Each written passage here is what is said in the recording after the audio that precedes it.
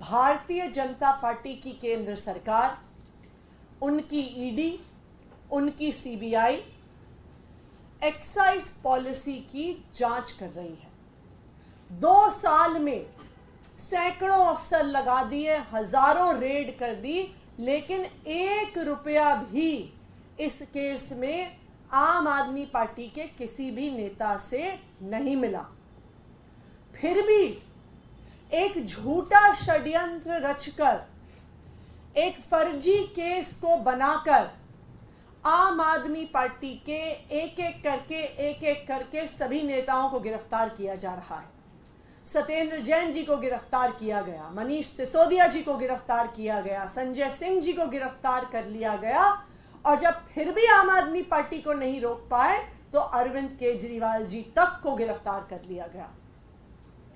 जब से अरविंद केजरीवाल जी को ईडी के समन आने शुरू हुए, तब से पहले दिन से आम आदमी पार्टी ने खुलकर कहा कि ये अरविंद केजरीवाल जी को गिरफ्तार करने की साजिश है, कि उनको किसी जांच के लिए नहीं बुलाया जा रहा, उनको गिरफ्तार करने के लिए बुलाया जा रहा है। तब भारतीय जनता पार्टी के प्रवक्ता और सभी मीडिया चैनल के साथी हमसे पूछा करते थे कि जी ये तो एक समन है, आप कैसे कह सकते हैं कि गिरफ्तार हो जाएंगे? आपके पास इस बात का कोई प्रमाण नहीं है कि अरविंद केजरीवाल जी गिरफ्तार हो जाएंगे। जब अरविंद केजरीवाल जी को समन आने शुरू हुए तो आम आदमी पार्टी ने खुलकर कहा कि ये ईडी के समन नहीं है, ये भारतीय जनता पार्टी के समन है। फिर से भारतीय जनता पार्टी के प्रवक्ता टीवी पे आकर कहते थे कि नहीं जी, ईडी तो एक स्वतंत्र जांच एजेंसी है, हमारा तो इस जांच से, इस समन से कोई लेना देना ही नहीं है, ये तो आम आदमी पार्टी झूठ बोलती रहती है। लेकिन आज अमित शाह जी के एक इंटरव्यू ने भारतीय जनता पार्टी का पर्दाफाश कर दिया। अमित शाह जी ने खुद कह दिया कि भारतीय जनता पार्टी शासित केंद्र सरकार, उनकी इन्फोर्समेंट डायरेक्टोरेट का पहले दिन से इरादा था कि अरविंद केजरीवाल जी को गिरफ्तार किया जाए, अरविंद केजरीवाल जी को जेल में डाला जाए। अब मैं रिक्वेस्ट करूंगी हमारे साथी से कि वो अमित शाह जी का क्लिप प्ले करें, जो पूरे देश के सामने इस षड्यंत्र का पर्दाफाश कर देगा। अमित जी, एक सवाल और, इस चुनाव के पहले 2 सीएम जो है अरेस्ट हुए हैं। केजरीवाल जी अरेस्ट हुए, वो तो अभी भी मुख्यमंत्री हैं, हेमंत सोरेन जी भी अंदर हैं। तो आज सुप्रीम कोर्ट ने ईडी से टाइमिंग ऑफ अरेस्ट पर क्वेश्चन उठाया है, तो इसको आप कैसे देखते हैं? नहीं, देखिए, ईडी सुप्रीम कोर्ट के सामने एक्सप्लेन करेगी जी, मगर मैं बताना चाहता हूँ कि 19 समन के बाद हाजिर नहीं हुई। पहले समन में अगर आए होते तो चुनाव के 6 महीना पहले अरेस्ट हो जाते। इस वीडियो को देखकर साफ पता चल जाता है, इस इंटरव्यू को देखकर साफ पता चल जाता है कि भारतीय जनता पार्टी और उनके राजनीतिक हथियार ईडी का इरादा ही था अरविंद केजरीवाल जी को समन के बहाने से बुलाना और अरविंद केजरीवाल जी को गिरफ्तार करना।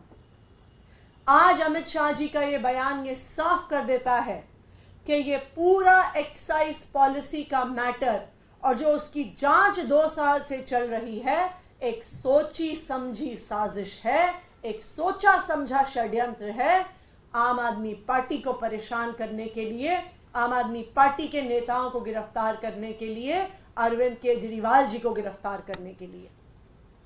तो आज अमित शाह जी ने साबित कर दिया है, अमित शाह जी के बयान ने देश के सामने इस बात को स्पष्ट कर दिया है, जो आम आदमी पार्टी पहले दिन से कह रही थी कि ये समन्स अरविंद केजरीवाल जी को गिरफ्तार करने के लिए थे।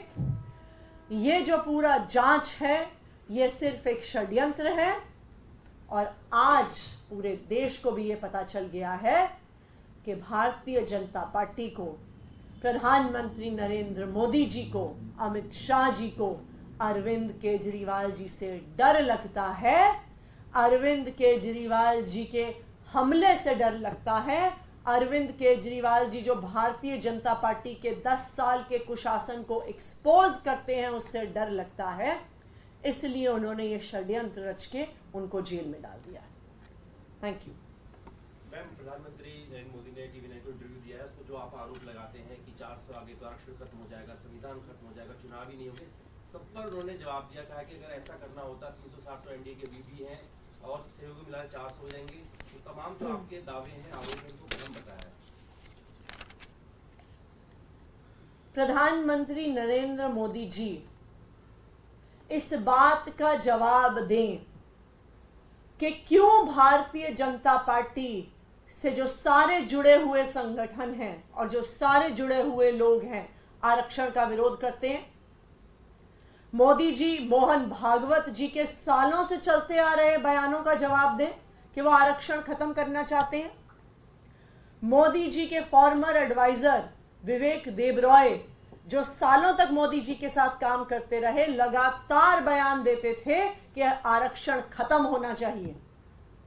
मोदी जी ये बताएं क्यों चाहिए उनको 400 सीटें, क्यों वो सिर्फ 272 सीटों की बात नहीं कर रहे, क्यों 400 सीटें चाहिए? क्योंकि उनको संविधान को बदलना है, क्योंकि उन्हें आरक्षण को खत्म करना है। मोदी जी जवाब दें कि जो उनके कैंडिडेट्स हैं, चाहे अयोध्या से लड़ रहे एमपी कैंडिडेट, चाहे अरुण गोविल, चाहे देश के अलग अलग हिस्सों से लड़ रहे उनके एमपी कैंडिडेट्स, क्यों कह रहे हैं कि 400 पार चाहिए? क्योंकि संविधान बदलना है। ये बिल्कुल साफ है कि भारतीय जनता पार्टी इस देश का संविधान बदलना चाहती है।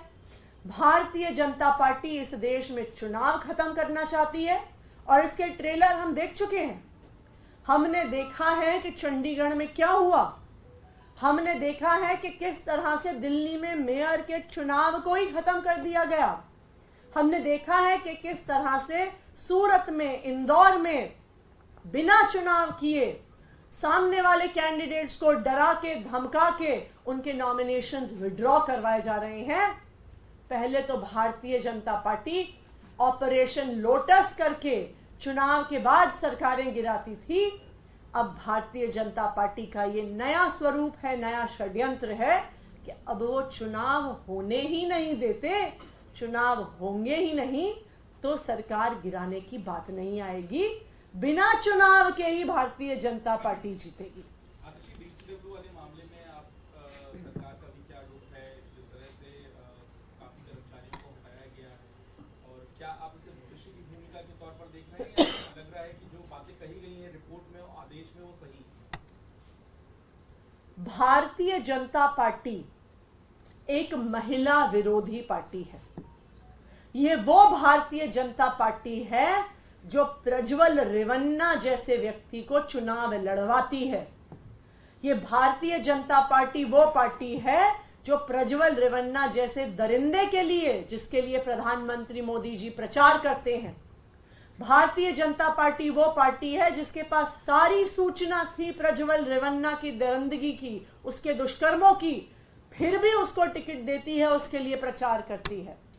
और दूसरी तरफ महिला आयोग जैसी संस्था जो परेशान महिलाओं के लिए, डेस्टिट्यूट महिलाओं के लिए, वायलेंस की विक्टिम महिलाओं के लिए काम करती है, उस डीसीडब्ल्यू को, दिल्ली कमीशन फॉर वुमेन को बंद करने की कोशिश की जा रही है, ठप करने की कोशिश की जा रही है। जिन महिला आयोग की एम्प्लॉइज को हटाया गया है उसमें से कई सारी खुद एसिड अटैक की विक्टिम्स हैं। आज देश में महिलाओं के साथ जो एसिड अटैक होता है उसके बाद वो महिलाएं अपने घर से बाहर निकलने में संकोचती हैं। उनके परिवार उनको घर से बाहर नहीं निकलने देते, उनको नौकरियां नहीं मिलती हैं, वो काम नहीं कर पाती हैं। ये दिल्ली कमीशन ऑफ वुमेन और तब की उनकी अध्यक्षा स्वाति मालीवाल जी की पहल थी कि एसिड अटैक विक्टिम्स को, जो खुद दरिंदगी का शिकार रही हैं, उनको मौका दिया जाए, उनको काम दिया जाए कि वो और महिलाओं के लिए काम कर सकें। और ये बहुत शर्म की बात है कि भारतीय जनता पार्टी ने ऐसी महिलाओं को नौकरी से हटाया है। राहुल गांधी जो है वो रायबरेली से चुनाव लड़ रहे हैं, आप गठबंधन का हिस्सा हैं, और बीजेपी ये कह रही है कि पूरा जो विपक्ष है वो डरा हुआ है, इसलिए अपनी सीटें बदल कर और ऐसी जगहों से चुनाव लड़ रहा है ताकि एक स्केप रूट बन सके। देखिए, सबसे पहले कौन कहां से चुनाव लड़ता है, किस सीट से चुनाव लड़ता है, अलग अलग पार्टियों का अपना आंतरिक मामला है, लेकिन डर किसको लग रहा है, कौन किससे डरता है, ये अमित शाह जी के बयान से सामने आ गया है। अमित शाह जी ने जब बयान दिया है कि अरविंद केजरीवाल जी को पहले समन के समय ही गिरफ्तार करने का इरादा था, तो ये बिल्कुल साफ है कि भारतीय जनता पार्टी को आम आदमी पार्टी से डर लगता है, भारतीय जनता पार्टी को इंडिया अलायंस से डर लगता है, और भारतीय जनता पार्टी को पता है कि वो इस बार चुनाव हारने वाली है।